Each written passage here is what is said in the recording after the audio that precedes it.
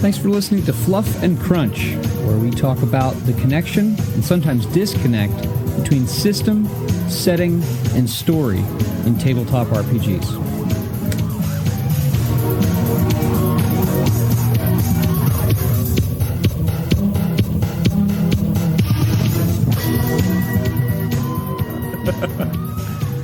Oh, how you doing, Chris? Yeah, good, thanks. You? You sound tired. Is it because you're older now? No, I'm fine. You had a birthday this week, didn't you? I did have a birthday this week. Did have a birthday. I'm not going to ask how many years old you are.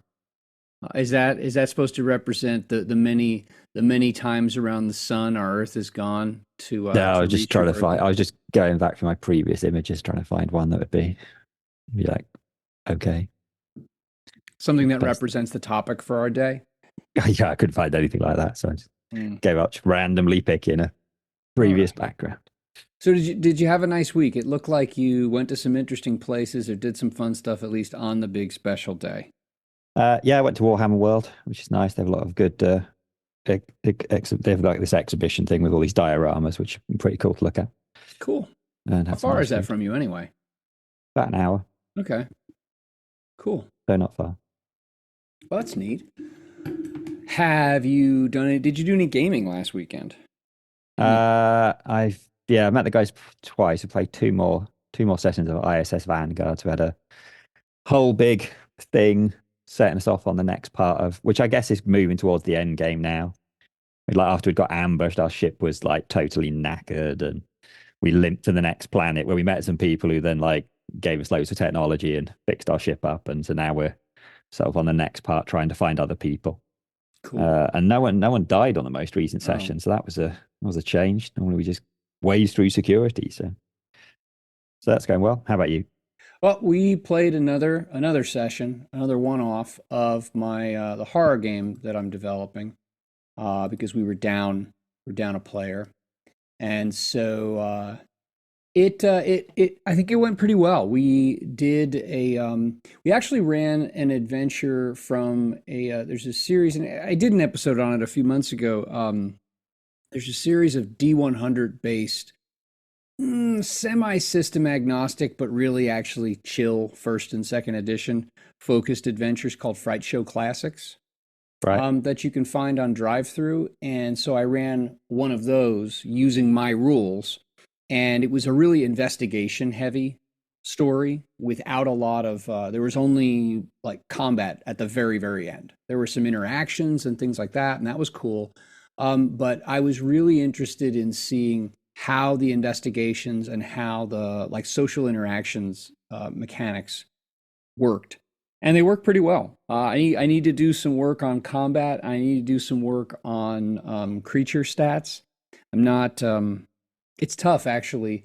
Creature stats that either aren't so fluffy that they're almost nothing, versus creature stats that are so crunchy that it's just like a whole nother character and then some. I don't want either of those. So I got to go back to the drawing board a little bit on those two things. But otherwise, it went well. There are a lot of things about the game that I feel like I've nailed down, and so now I can work on those other things. Happy about that. Let's see. How do we transition and tell people to like and subscribe us? As we can. It's always easier to do it at the end. Telling people to like and subscribe at the end is easier, but from what I understand, it works better on the front end because you remind people, and those people listening right now, what I'm telling you, are reminding you, you should like this.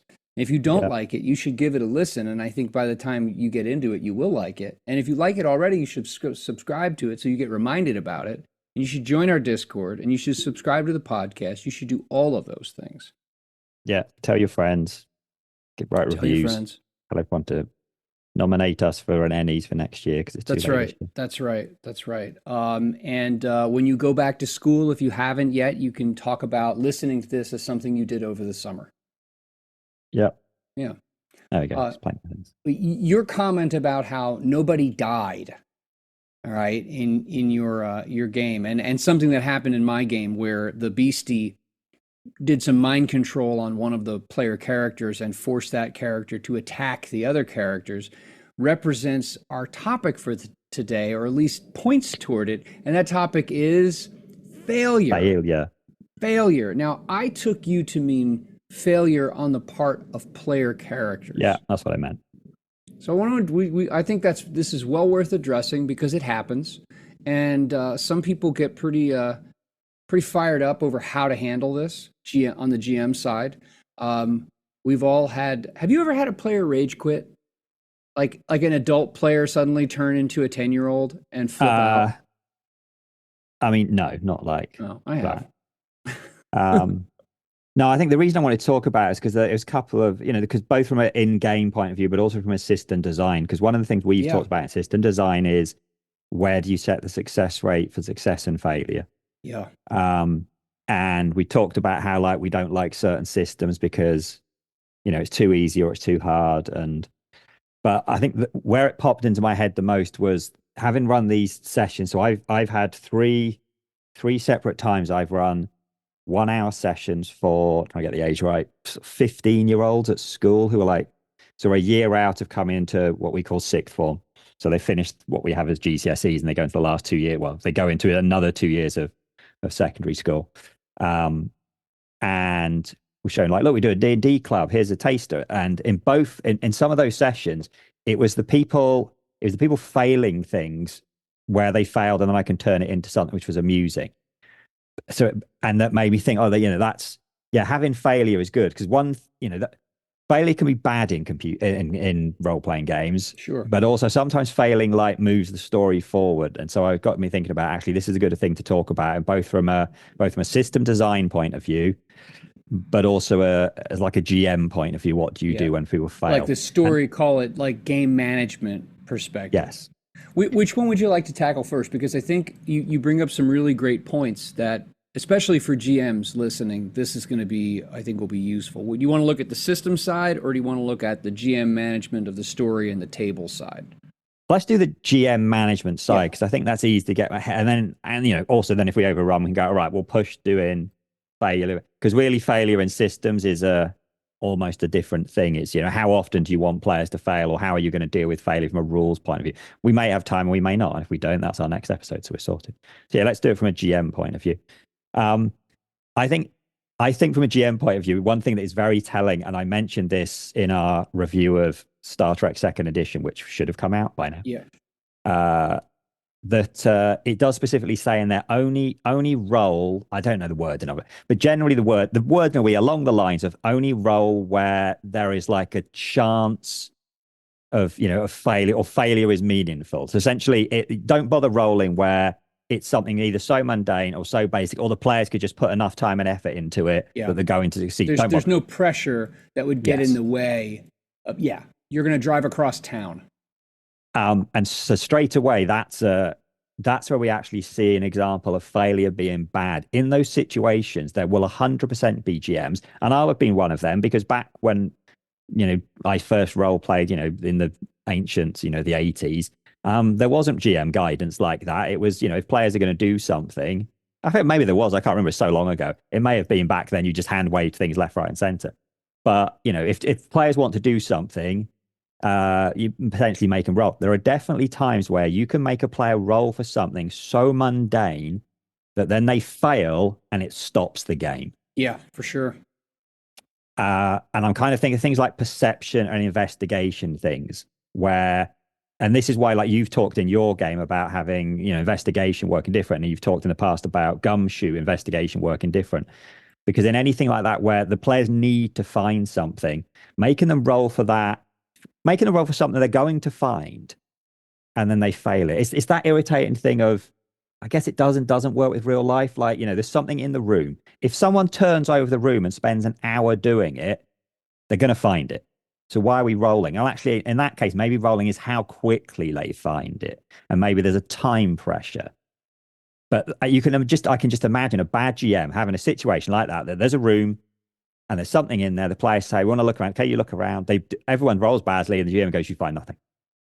And he's just like, here's where it's hard, because you remember that we are not we are not simulating real life. Yes. Okay. We're not simulating real life where failure happens, unfortunately. And we're not. We are ultimately, we are telling stories. We're playing with things that aren't real. And depending on the people involved, depending on the genre or the game or the type of story, there will be varying degrees of simulationism, believability, plausibility as part of the game. You know, and so you can't be so rigid and pedantic as a GM to be like, well, you failed. Well, then you Yeah. don't have a freaking story. Like if at the beginning of Star Wars Episode 4, if the droids don't get off the freaking ship with the plans, there's no Star Wars movie. Like that. Yes. Well, sorry, that's what happened. That's a stupid excuse. So you're right that as a GM, you've got to decide. You've got to decide what is essential to move the story forward and to keep things interesting and enjoyable for the people at the table, yourself included. Yeah. And so I like the idea of, you need to find, if clue X is the thing that has to be found to move the story forward. Well, if you're going to roll for it, if it really does make sense to roll for it, or maybe there's something in the system where, for example, in a 2D20 system, there are times when players, you want to roll at least regularly because you want to generate momentum. So you don't want to not roll. But I like your idea of, okay, yeah, you're gonna find it, but maybe it takes a long time, or Yeah. maybe it draws unwanted attention, Yes. or you use up some resource, not time necessarily, that you didn't want to use up so much of, but because it took a long time or whatever. That there are consequences other than failure that can make the story interesting, but the story still moves forward. And I think some GMs get stuck on this, and this is where I see, and they are the stupidest arguments. Oh my gosh. Well, virtually, I think pretty much every argument on X is stupid. Like, I think the moment you start having an argument on X, you are having a stupid argument. But people are like, no, you take what the dice say and that's it. And if you're not doing it that way, you're wrong. Like, oh my gosh. If the story goes nowhere, like the idea that failure, binary success or failure, is the only consequence. Failure is the only consequence. There are plenty of other things that you can throw on as a GM to make a situation interesting, but they still get the information Yeah. that they need to move the story forward. I think as a GM, we'll put combat to one side for me. We can come back to combat. Yeah. Outside of combat, generally, if players are doing something, they're doing something because it is going to further the story. They are talking to a character to get information. They're looking for something. They're sneaking past a guard. They're breaking out of a locked cell. They're breaking into a locked building. They're hacking it. Whatever they're doing, they are doing that to further the narrative or the mission to get them to an end point.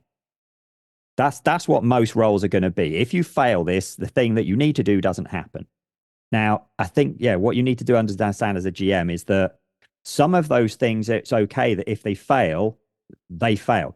As long as there's another route. Okay, well, there's three options. If you fail option A and B, there's an option C. Now, maybe one of those options is harder, or maybe one of those options actually is one that's not obvious. And then maybe the player, you have to go. But you do occasionally have these things where the player, if you keep going, well, you failed, you need a backup. And so the reason I thought about this initially is I said I did ran these sessions for these 15-year-olds. And in the first session, they were trying to break out of this jail. And the first guy to do it fluffed his roll. And so I had him he ran at the wall to break open the gate. And I had him miss the gate and he hit the wall and he fell over and he took a point of damage. And everyone laughed. It was hilariously funny. And that was why I thought actually failure can be a good thing, because in that case, failure was comical. It was amusing. Later on, they were trying to cross this river. Some of the players failed. They fall in the river. Other players got to rescue them. That was a good point. But then it can also go wrong if you apply those same rules. So I ran the same adventure 2 sessions later.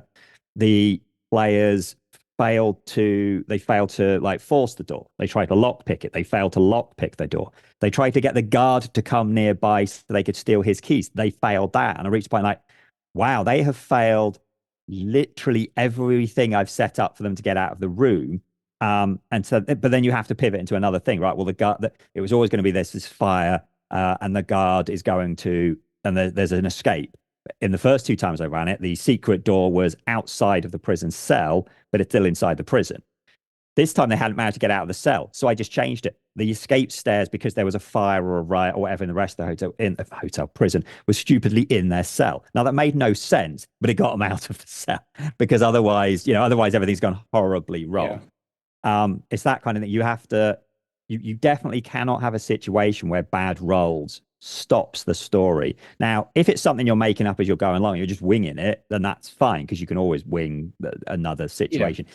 If it's something you've planned in advance, you have to, you cannot have a whole, set of encounters. Like if we take doing a heist, you're breaking into a building to steal something.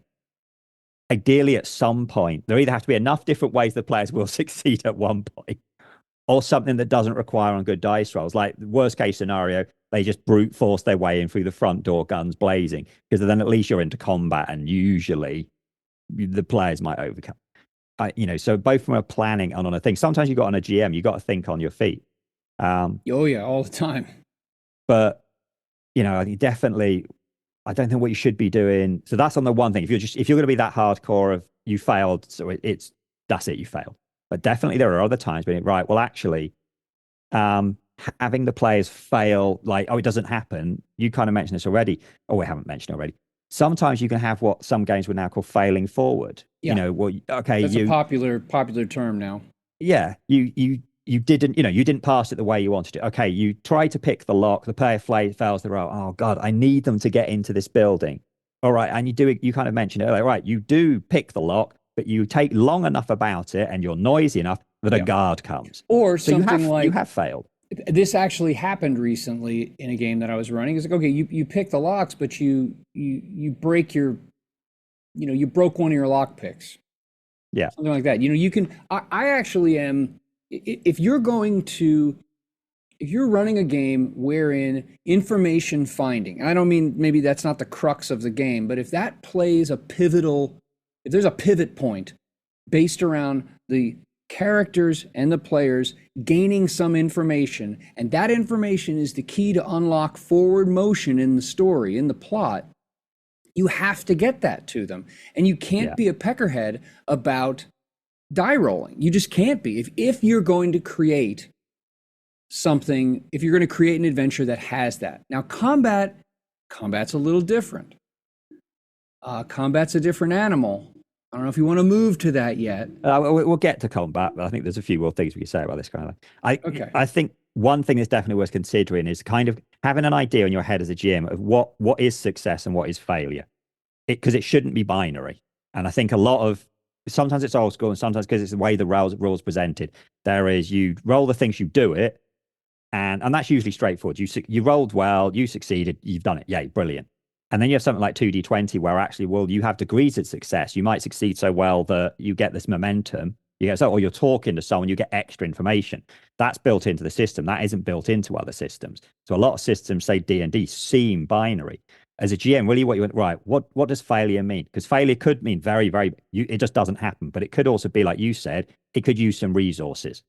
It could, like, you break your equipment. It could be you're talking to someone, you're trying to negotiate, and right, you fail. Well, you don't fail, but they want more money. Or they want you to give something to them before they'll tell you the information.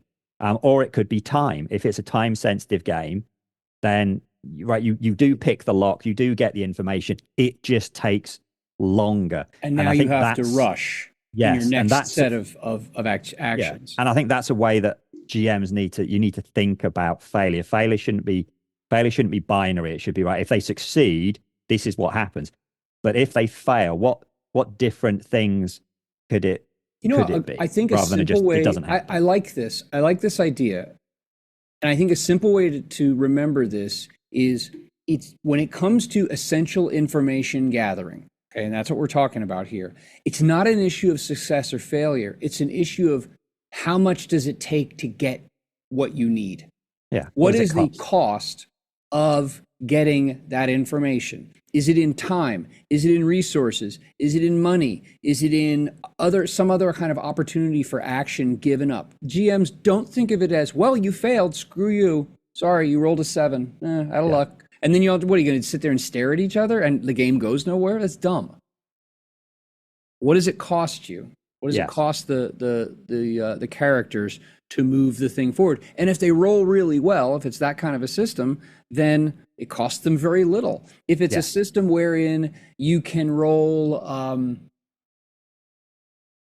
call it like parallel negative or parallel positive effects. Maybe if they roll parallel positive effects, then it takes them even less time. Like Yeah. in 2D20, you can spend momentum on an extended task to take less time to do the thing. So if they roll exceptionally well, then they got there even faster. They used up fewer resources or whatever. I think that's a better way to look at it. Not success or failure, is how much did it cost you Yes. in figurative terms to succeed? Yeah. So I think covered that pretty well. I So I think we think then did. when you move Brilliant. into combat, this is where I get really pissed off. This is one of the reasons I don't like D&D, and this is one. See, I brought this up with you a couple of weeks ago as an idea for a system, and you poo-pooed it straight away. It's the idea that in combat, and you need to make that you as a player, you could do a system where you always hit, or mostly you hit, and you're rolling to see how well you hit. But then maybe that would be reduced by damage. It doesn't work with the D&D thing where you've got armor class. Because the most annoying, I think I've had this in D&D, I've had it in Savage Worlds. Plenty of games. Yeah, where you can just have a bad day and you keep missing. Now, Yep. as a player in combat, every time you miss in combat, it feels nothing happened. Right. You just spent, it Yeah. came to you and you're like, nothing.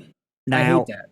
yeah, now that's kind of one reason actually something like Powered by the Apocalypse actually does a better job, because you roll, if you You're on thin hit, ice here.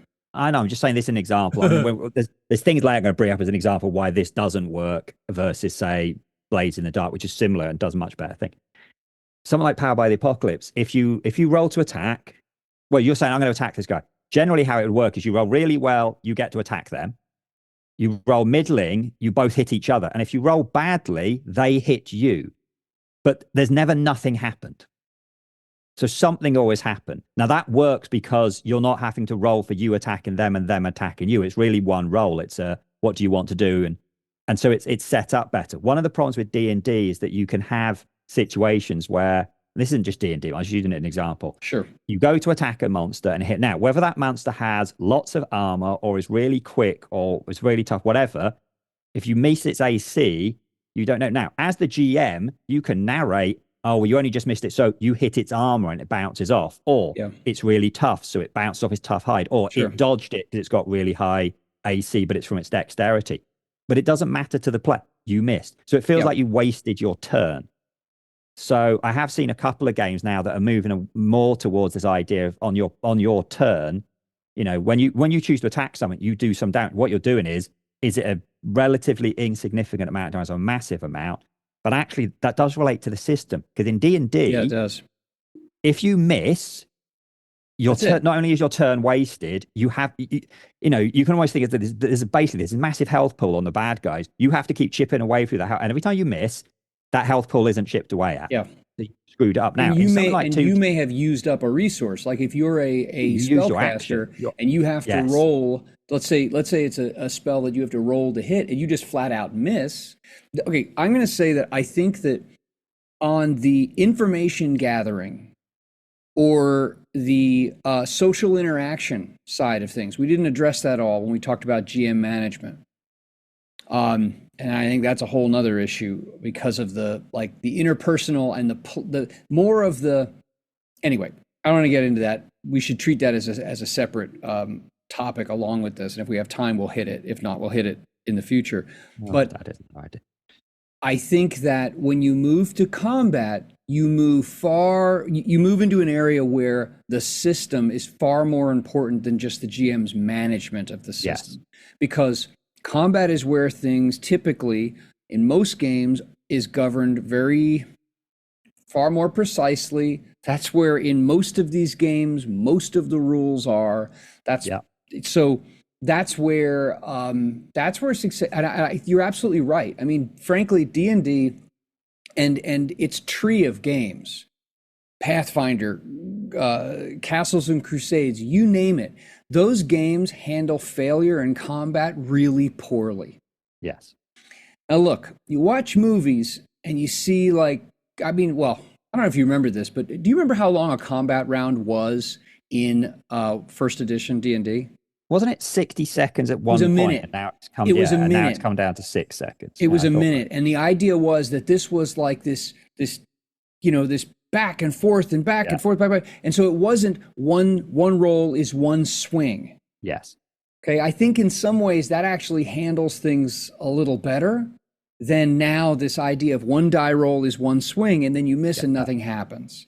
And that's boring. You're absolutely right. Now, failure happens sometimes, and not every swing is gonna hit. And if the goofy thing about everybody hits and we're just gonna roll damage. What if you roll crappy damage or it doesn't overcome the thing's armor? That's like this stupid. A number of years ago in American education, which is just governed by like 4 to 5 year stupid fads, there was this push years ago. Well, you shouldn't use red pens to mark up kids' papers because that they'll see the red ink and they'll feel really badly. That's moronic. They said use We do it. purple ink. I was like, No, yeah, we and do in that. 10 years, kids will they'll quiver over purple ink. What that's stupid. No, we So switched into that. Yeah, all green you're ink for doing, marking, red for all you're pupils. doing, if you say, listen, everybody hits, but then the question is, do you defeat the Yeah, armor? That's the same thing. It's it is, are but you it's successful in yeah, achieve moving toward? Are you successful in chipping away at the stone to reach your goal of winning that combat? If the answer is only yes or only no, that over the long term gets boring, and I think it that's the does. issue with combat. But I think in something like D&D, I think that then this, because I'll come to the difference in 2D20, why it's okay to miss. In something like D&D, where bad guys have huge health pools, having to roll to hit and then having to roll for damage is a bad idea. Simply because you can roll and hit, and then you roll and do very little damage. What is the hit roll doing? And also, they're going to hit you. So either something like that wants to get rid of the hit roll completely and just have you roll damage, and either you do really good damage or you do a little bit, and then it could be negated by armors. You've done nothing, but at least a lot of the time you're feeling like you're doing something. Yeah, Because the trouble with D&D is you are frequently doing. If you miss, you do nothing, yeah, nothing at all. and Now, you're at right least with growing hit point pools, and over time, it doesn't seem like damage keeps up. yes. Now there are systems to get That's a around. real problem. Yeah, so like 13th Age, for example, got around that by having a miss thing. If Yeah, you missed your hit roll, you did damage equal to your level, I think, yeah, which only went to 10. But that meant that even if you missed, you still did some chip yeah, damage, which is a good now. So that's the other thing. You can have, if you miss, you do chip damage. Right. You just do your strength bonus and you don't roll something. Because what you don't want in D&D is having to roll to hit and I think you should have something else on top of that. yeah, And then also the bad guys hit you. Now in 2D20, that is different because in something like 2D20, you can one-shot a bad guy. So I think that's where there's a massive difference in the failure and how you go. And we are kind of moving into a system thing now.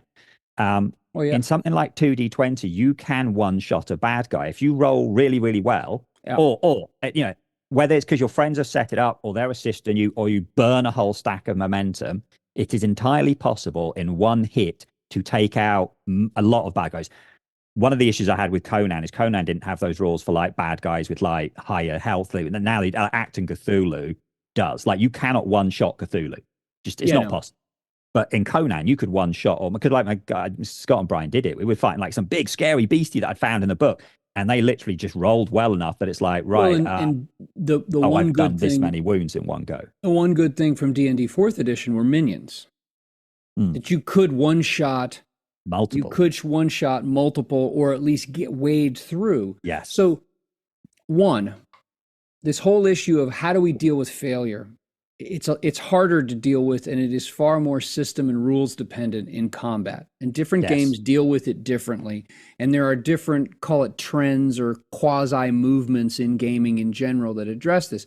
I remember that thing about 13th Age. There was the other thing too, was it called the escalation die? Yeah, yeah. So that as combat progressed, everybody got bonuses. Everybody at the table got Putting the bonuses to bad hit. guys. So Yeah. there was a mechanical thumb on the scale in 13th Age to bring about a quick end to combat.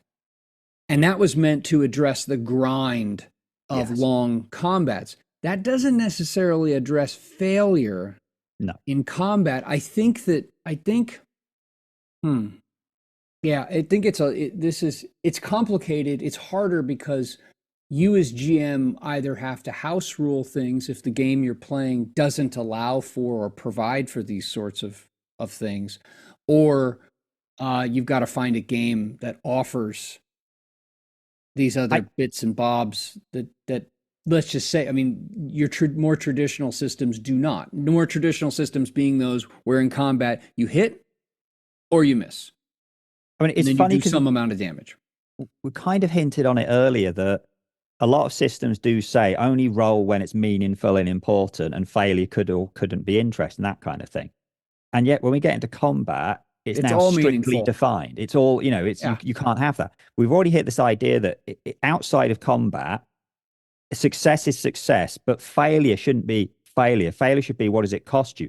That's actually what combat should be. Combat really, if you break it down, is an extended task. There is a bunch of bad guys and there is a bunch of good, there's a party. And the party presumably needs to defeat the bad guys. It doesn't have to be by killing them. It could be by making them run away. right. But that's how you need to win. Now, one thing, how often nowadays do we make bad guys run? Back in the day, you Yeah, had morale systems, so bad guys would run. One or yeah, two guys would drop, the rest would run. yeah. I see, That seems barely to have, anybody does that anymore. it's Seems like. gone.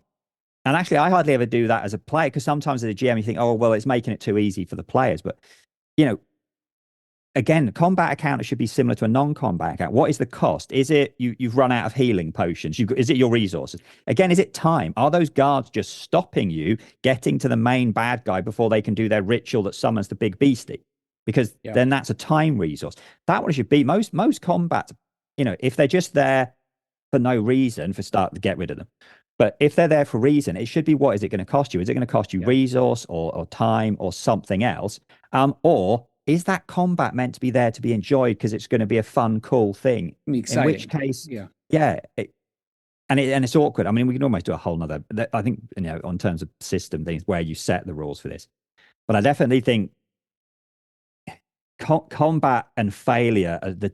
Whereas we've got these things in these books, which now clearly says this is how you should deal with failure out of combat. In combat, we don't have that no, still. We've seen games like 13th Age try to have a go at it, and I've seen other systems try to have a go at it.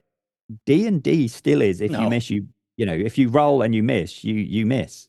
The funny thing about D&D is that when you And end strip of. away all the, frankly, when you strip away all the kitchen sink BS that they've added to it, like setting wise and how, all anyway, when you strip away all that, to be perfectly honest, it's a really blah system. It is, yeah. And it's been a blah system for a long time. There is not a lot of texture to it. It is No. not particularly creative. It is most certainly not innovative in any way, shape, or form. It is actually little c conservative and really boring. Actually, there's an exception to that, and it's what the internet has now realized in its internet wisdom. When it came to combat, fourth edition did it really well. The trouble Fourth with edition fourth, was a terrible role playing game, but for skirmish yes, combat, you're right. and that's the trouble is that D&D has now gone back to back to an older version, a much older version of what its combat was like, almost back to second edition, and hasn't added anything interesting. You No. don't get to do cool stuff in fifth edition combat. You're still throwing fireballs and lightning Yep. bolts. Rangers are still dual wielding, and in fact, fighters don't even get to do stuff. They used to get to do cool things. Battle master fighters get to do cool stuff, But yeah. So but so back to the zooming out, back to the bigger topic of failure. Um, I think what's hard, what if you want to handle it well at the table, you have to, as GM, you have to remember that there are certain types of failure that you can use to make the story more interesting, yeah, and that's on you. And then it's also a bit on your players to not get butt hurt when, because you know how sometimes players are, they come up with what they think is a great idea and then it doesn't work out and then they get whiny. yeah, So your players just have to not be children. But you as GM have to look for those opportunities to take mechanical failure and make something interesting out of it. In combat, that I think is harder than in because of the rules than it is in more, call it, narrative or dramatic play. And yeah, wow. I mean, we need to think about that and solve all the problems of the world in gaming. I definitely the idea of failure should have a cost, but that's what we mean. Failure should have a cost. Shouldn't mean necessarily failure. Yeah. So just we're not saying that players should never fail. No. We're saying, but sometimes instead of them failing what they were trying to do outright, there should be a cost. And sometimes you just have to let them fail. I mean, I was literally one popped into my head in a Savage Worlds game, which has all kinds of problems with failure in combat. Where it was at the end, it was a one shot. We were basically finished, and it was jumping, like Brian's character was jumping from a building to the helicopter or spaceship, wherever he was jumping to, across a gap to escape. And he fluffed his roll. And I'm like, okay, Scott can roll to catch him. And Scott fluffed his roll. And it's like, well, you have just jumped from one thing to another thing, 200 feet in the air. You fall. You scream. Scott screams. Your character dies. It didn't matter. It was a one shot. It was a funny, comical ending for the end of the session. So sometimes failure can just be failure. I mean, that was a cost. His character went splat. But yeah. But again, that's in a one shot. If that had been a campaign, that's a different animal. No way does that character die. I think the way to look at it is, don't think of failure as being final. Failure is a setback. It is a stumbling block. It is a barrier that forces you as a player to take a different approach, but it's not a final issue. Now, this actually gives me a good idea, at least I think it's a good idea, for another episode, and that is dealing with character death. Ooh, that is a good That's episode. what we should talk about next. So, character death, but that's perhaps the ultimate form of failure. But yeah, it depends what kind of game you're playing. True, good point. If you're listening to this, we would love to hear, what do you do? How do you handle the mechanics and the story side of failure? What is your approach to handling players in this? So, as we said at the beginning, join the Discord, drop some comments on the YouTube, connect with us in one of those places, and let us know. Let's stir the pot a little bit and share some ideas. And next time we'll talk about character death. Yep. Because it happens. Thank you, as always, for listening to Fluff and Crunch. You can join our Discord, you can subscribe to the podcast, you can subscribe to the YouTube channel, all through the links in the show notes. Thanks again. Have a great day. We look forward to talking with you.